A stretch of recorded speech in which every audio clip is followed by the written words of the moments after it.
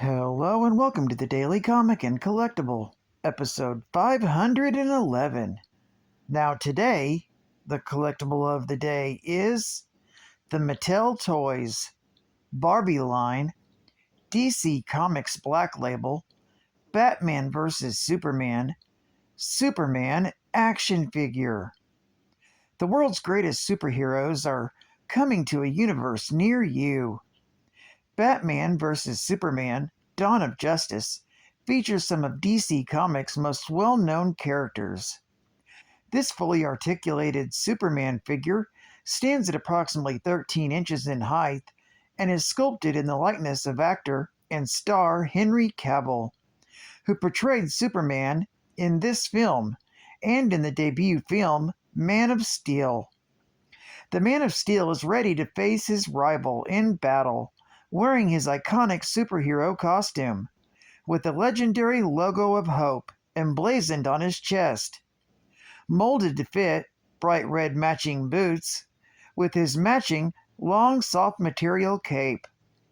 Fans will want to collect all of the movie's dolls to create an entire Justice League of heroes, each sold separately and released in 2016 for adult collectors only by Mattel Toys.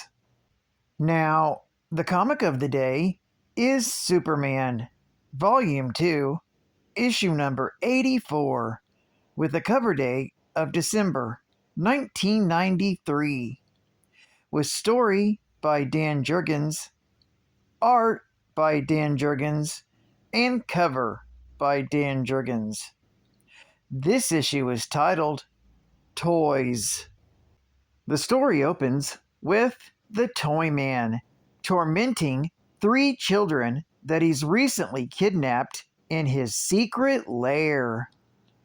Meanwhile, off the Florida coast, Superman is helping out pull a massive tanker back to sea after having run aground.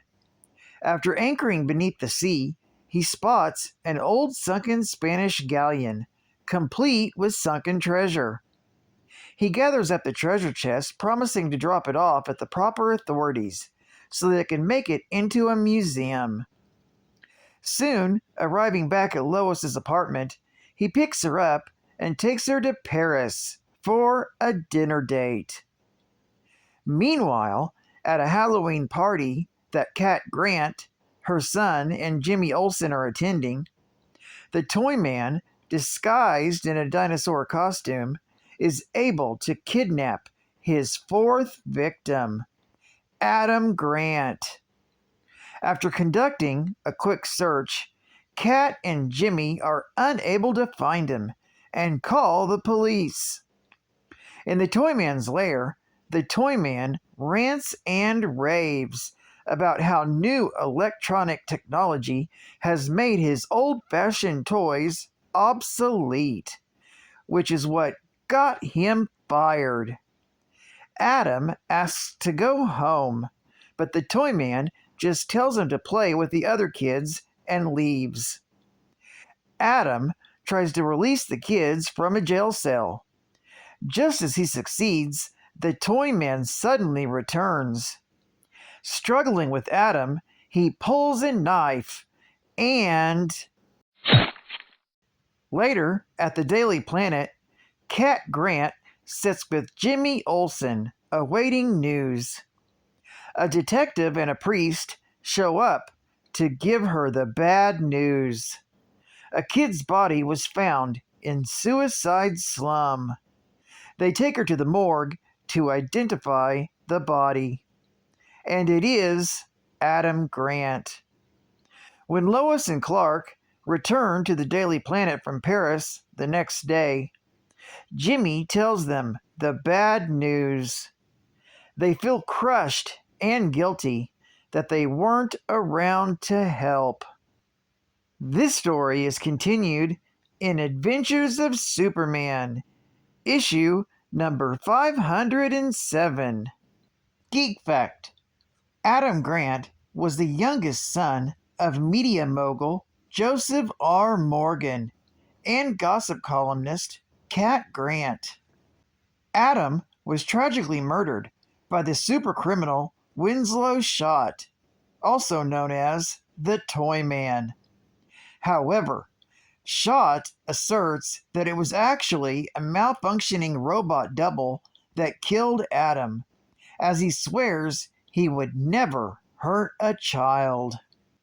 Bonus geek fact: Cat Grant was originally hired as a gossip columnist at the Daily Planet after moving to Metropolis 6 weeks after her divorce from media mogul Joe Morgan. She had one son, Adam Grant, who moved with her. Cat was eventually hired at WGBS and was given her own daytime TV show, The Cat Grant Show. Cat landed a rare televised interview with Superman shortly after the Justice League was reactivated. But the interview was cut short when a report reached the studio that a monster was rampaging across Ohio. Superman departed and found the Justice League hard-pressed against the creature later known as Doomsday. The battle with Doomsday would end in Metropolis, leaving both Superman and the creature dead, with Cat on the scene as a WGBS reporter covering the event live. State-of-the-art gaming. Whoa! Forget about the princess. The Bowser's got me. Deep within Antarctica, the evil Bowser has kidnapped Mario and plans to flood the planet with melting all the snow. Bowser has the latest in high tech, the passcode operated remote transportation and larceny system. Portals for short. Using the portals, Bowser's lizardly henchmen steal off to famous cities where they commit dastardly deeds. It's up to you, and to ever true to his bro, Luigi, to travel around the world, rescue national treasures, and find the missing clues to save the world from destruction by Bowser. You'll explore exotic locations, chat with friendly and not so friendly natives, collect valuables, outsmart the thieving Koopas, master the Gobulator, and then rescue Mario in a surprise ending. Mario is Missing has a great 2D and 3D graphics, a new Mario music soundtrack, lots of help screens and fold-out map to help you keep track of facts, clues, photos, and data. Best of all, it's Mario's greatest adventure yet.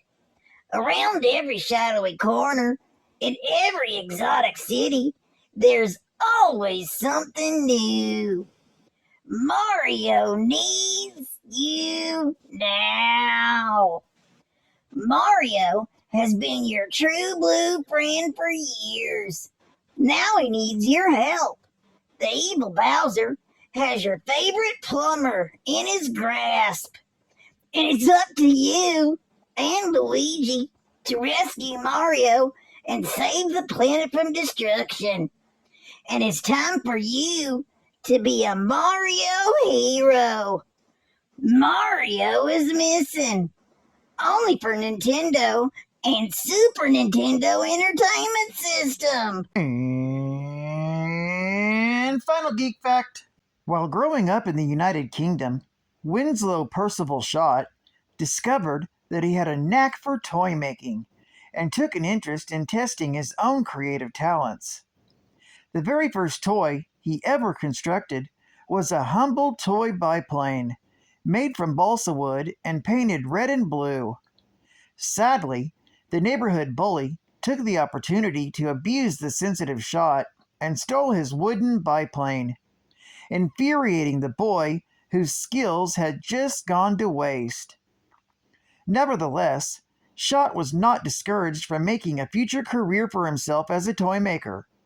In fact, Schott became world-renowned for his brilliant toy designs, while running his own modest small business. Then came the day when unscrupulous businessman Walter Dunhill, the owner of an arms manufacturer, came to Schott with the proposition of purchasing his technologically advanced toy designs for usage in weapons development. Horrified by the suggestion, Schott refused, but the death of his wife Mary in an automobile accident, probably arranged by Dunhill, caused Schott to give in from resignation and sell his business and designs.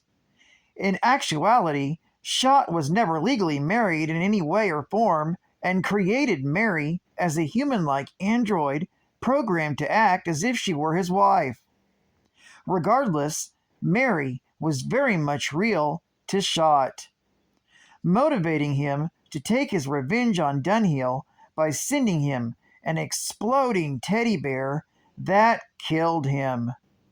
Subsequently, Schott went on to embark on a criminal career as the nefarious Toyman.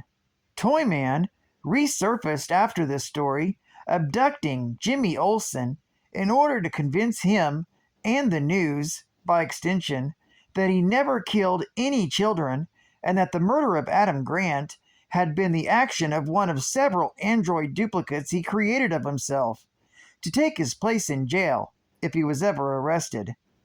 However, Superman and Batman arrived to arrest Toyman at Jimmy's prompting, leaving him incarcerated in Arkham Asylum when last seen in person.